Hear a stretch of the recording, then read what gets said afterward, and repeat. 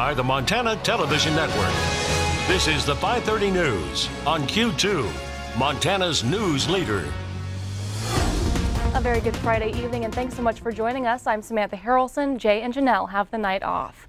From Deere to Downing, a U.S. Senate candidate is now the target after a former citation turns into a criminal case. Troy Downing was cited last year for buying in-state hunting licenses when he reportedly wasn't a legal resident of Montana. But Downing says he is certainly a resident and did nothing wrong. Tonight, MTN's Mike Dennison reports on why these charges escalated. A state game warden cited Downing last summer, alleging the Big Sky businessman improperly acquired in-state hunting licenses from 2011 through 2017. Downing has asked for a jury trial, and the case at Gallatin County Justice Court already is thick with lengthy motions, cross motions, orders, and other filings. It's crazy. I mean, my lawyer told me that he's never seen a 3-day jury trial on a misdemeanor citation. I mean, they have doubled down on it. The trial is scheduled for May 23rd in Bozeman, 2 weeks before the June 5th primary election, when Downing is trying to win a 4-way GOP primary to take on Democratic U.S. Senator Jon Tester this fall. Downing also faces charges that he improperly got a state hunting license for his son and used his license to tag an elk shot by someone else 7 years ago. The state has acquired records it says will show Downing maintained a home in California and spent extensive time outside Montana while claiming residency in Big Sky. Downing and his lawyers say the state law on residency for hunting licenses is unconstitutional, and therefore most of the charges should be dismissed. The way it's written is, I would say that 3/4 of Montana is not eligible for an in-state license if that stands. Downing also says the case against him is politically motivated because it didn't come up until he's running for office. I have never had a problem in my life until I filed for office. In the end of the day, I did exactly what everybody else watching this right now are. The Fish, Wildlife and Parks officials say that's simply not true, and that the case started well before Downing decided to run for the U.S. Senate. The investigation dates back to late 2013, when the State Revenue Department told FWP about tax records showing a possible discrepancy with Downing's claim of residency for hunting purposes. Fish and Game officials say the case had some delays before they finally contacted Downing last summer. But they say it's not unusual and called it a common type investigation. Reporting from Helena, Mike Dennison, MTN News. Thank you, Mike. Downing says he moved to Big Sky permanently in 2009 and has been a registered voter in the state since 2010.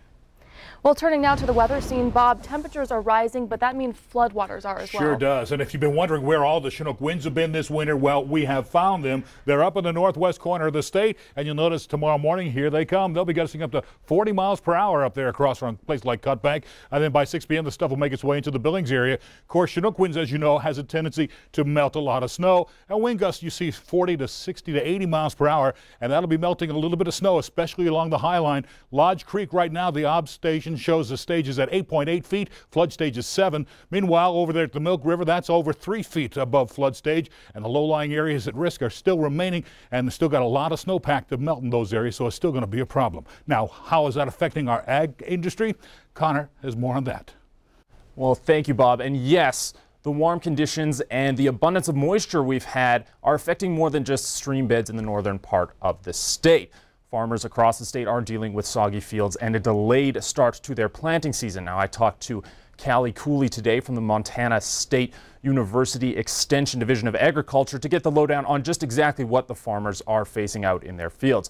Those fields are still soggy, and farmers have yet to get in there and plant. Now, the farmers see a window this weekend after a week of warm temperatures and clear skies to maybe get in there and start doing some work. Now, once the farmers do start, those moisture levels are a good thing because they will have good moist soil to kick-start their growing season. Now, even with the delays, Callie does not believe that the window of opportunity for a good growing season has entirely passed us by. Probably not panic time yet. I guess if we look down the line, when you see delayed plantings, you can always run the risk of decreased yields and things like that. But at this point, we'll just have to wait and see how things pan out. And hopefully, we'll get some work done this weekend and into next week and then further on this spring. Our hope is that those farmers can get into the fields this weekend. Go back to Sam. Thanks so much, Connor. While the school year may be coming to a close, election season is coming into full swing, and that includes Yellowstone County schools. You can expect your ballots to arrive in the mail soon, and this election is mail-in only. 4 school districts are vying for mill levy approvals. Broadview, Laurel, Lockwood, and Pioneer schools are all hoping for a wide range of dollar amounts to invest in their schools. And in Huntley Project and independent schools, it's time for residents to choose 2 new trustees for each district. The election is Tuesday, May 8th. And the most expensive and most expansive levy falls in Lockwood. Back in February, the Lockwood School Board of Trustees unanimously approved a nearly $50 million bond proposal to introduce a high school to its district. Today, Q2's Zoe Zandora spoke with Lockwood's superintendent and joins us now with more. Zoe? That's right, Samantha. I spoke with Tobin Navaggio about the new high school and what voters can expect if it's a green light on Election Day for the $49.9 million expansion. If passed and ground is broken, you can expect to see an extensive list of new construction and additions to the existing land, including a building to hold up to 700 students, along with an auditorium of the same size and even a 3,000-person gym. Navaggio says they have tried to take a long-term approach with this, including the cost of operations and maintenance and a focus on community. The reason why the bond is at $49.9 million, there's a lot of other improvements. One thing is we won't be a K-8 and a 9-12 district like School District 2. We'll actually be a K-12 district. One of the big things that's come up with us is the opportunity for our kids to participate. Sometimes they struggle with that, with the travel back and forth to Billings. And so this will have a football stadium, football track and soccer stadium. Lockwood, the school, is really the center of our community. So the high school actually has a large meeting room that'll be available for the community. And then our plans are also to have the library be open as a community library as well. Navaggio also says the project is designed so that the high school is viable in 20 to 50 years, something they aren't going to have to go back and the taxpayers in 5 or 10 years asking for money in upgrades or facility security and safety systems. For the district actually are also going to be implemented as well. If passed, the first graduating class will be the students who are in the 6th grade right now. Samantha? Thanks so much, Zoe. It's Girl Scout cookie season, and one local troop is looking to fulfill a Girl Scout sister's dream. Chloe Lai, a 4th grader at St. Francis, died in February from influenza. The Girl Scout had a goal of selling 3,000 boxes of cookies. Now the Girl Scouts and Chloe's family will be selling them for her. Girl Scout Troop 2435 will sell cookies at all 4 Master Loop locations in Billings. The plan is for Girl Scouts to sell cookies from 10 a.m. to 2 p.m.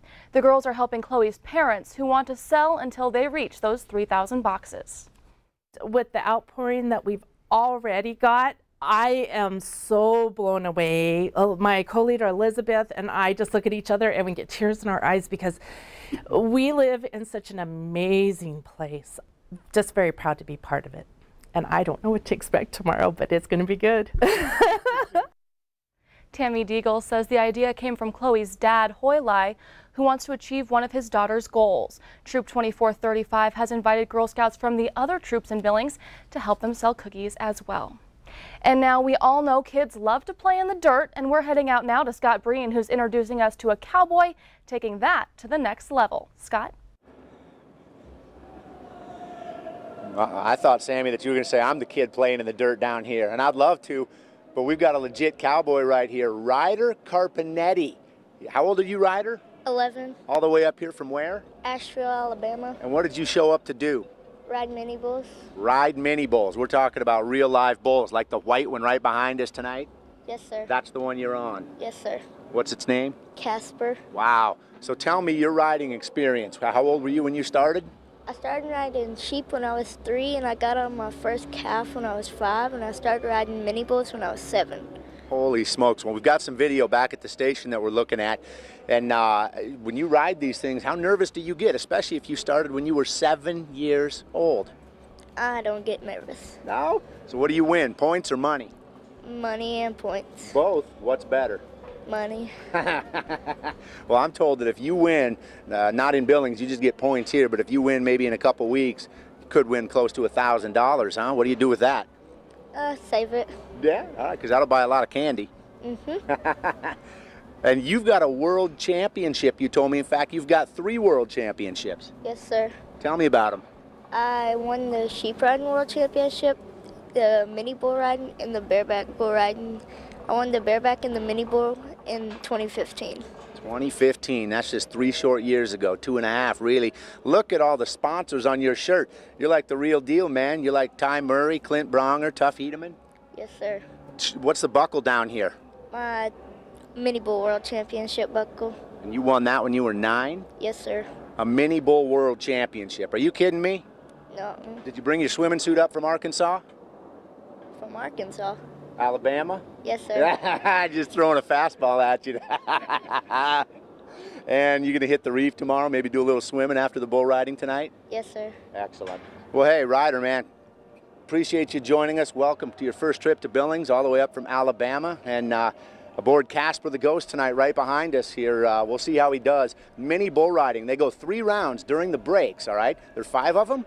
5 of them. Same 5 ride. Now, just 4 tonight. We've already lost 1.